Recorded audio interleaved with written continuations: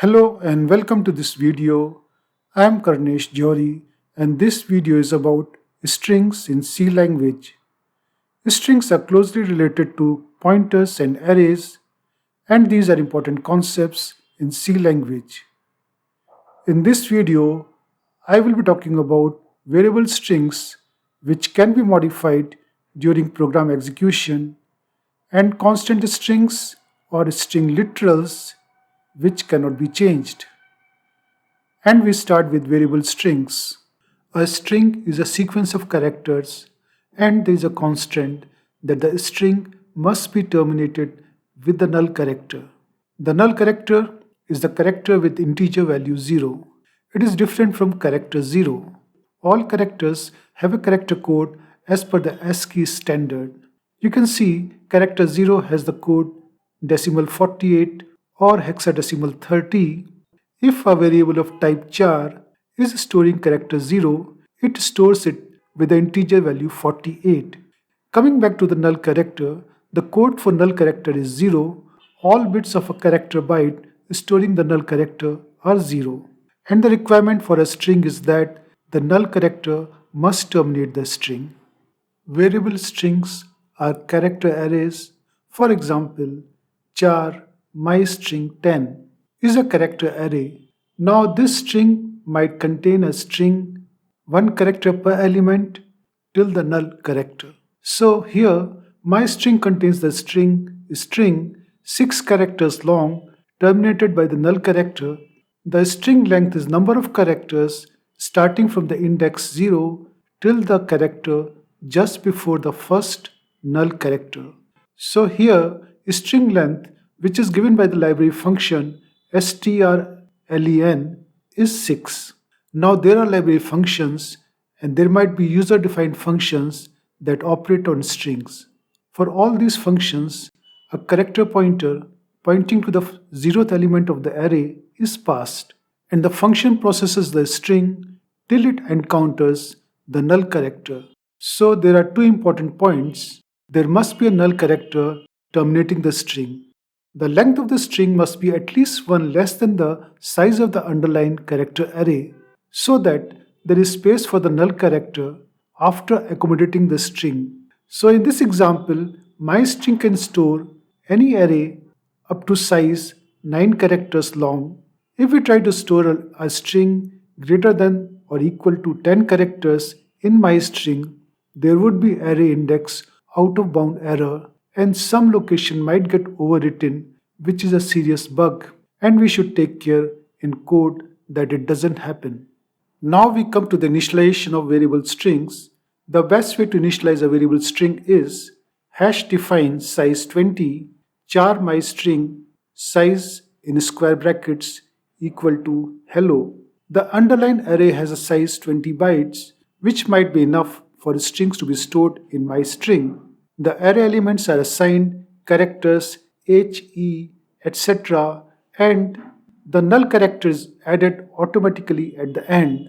We can also say char mystring square brackets equal to hello. The effect is same, but the array size is fixed at 6 bytes, 5 bytes for the string hello and 1 byte for the null character.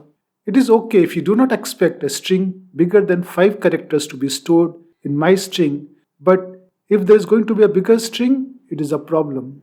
You might think of assigning individual array elements. It is not necessary and is certainly cumbersome, but let's look at it for completeness. We can say char mystring 5 equal to HELLO individual characters in braces semicolon. Now that's an error because the null character is missing. It should be char mystring 6 equal to HELLO null character in braces. Or if we say char mystring square brackets equal to HELLO individual characters in braces, this again is an error because the null character is missing. We need to say char mystring square brackets equal to HELLO null character in braces. All this is not really necessary. We should just go with either of the first two methods for initialization of variable strings. Quite often, the size of a string is not known beforehand. It is only known at the program runtime. For example, you may be creating a dynamic data structure like tree with notes about cities. Now city name, its string length is known only at runtime, so a good way to make string is to use dynamic memory allocation, that is the malloc library function. Here is an example. We use a buffer to read lines of input. For each line, we allocate memory equal to string size plus 1. Plus 1 is for the null character. And we copy the string into the newly allocated memory. And when the string's use is over, we free the memory. Now we come to the important constant strings. Constant strings or string literal are strings that are constant and cannot be changed. By default, nothing prevents you from changing it, but if you change a constant string, results are undefined. You may get a segmentation fault or some other catastrophic error might occur. So we should never try to change a constant string. For example, char pointer C string equal to this is a constant string.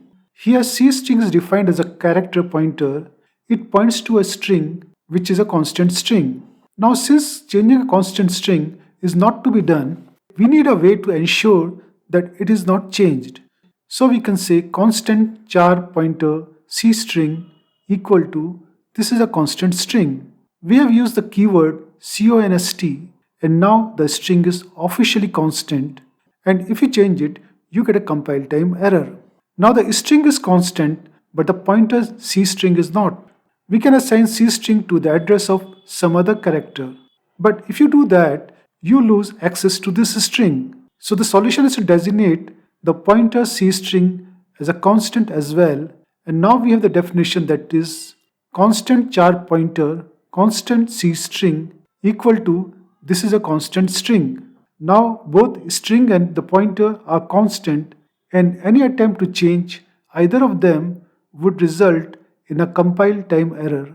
Now we have an example program for copying strings.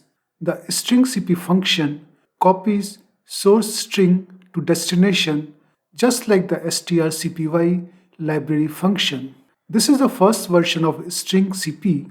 The arguments to string cp are two character pointers dest and src.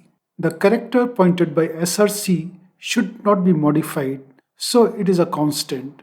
And this version uses arrays.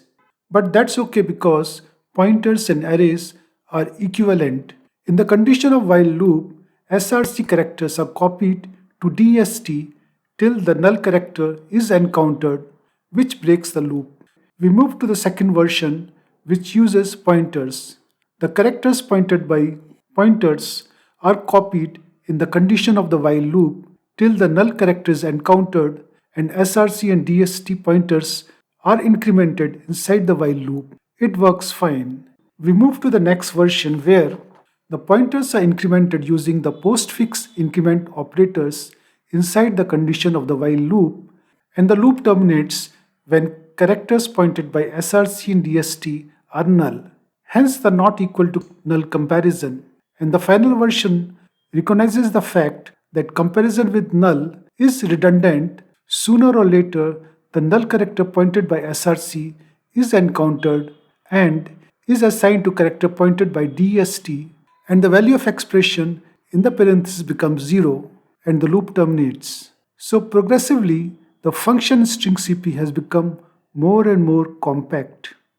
And we come to the end of this video.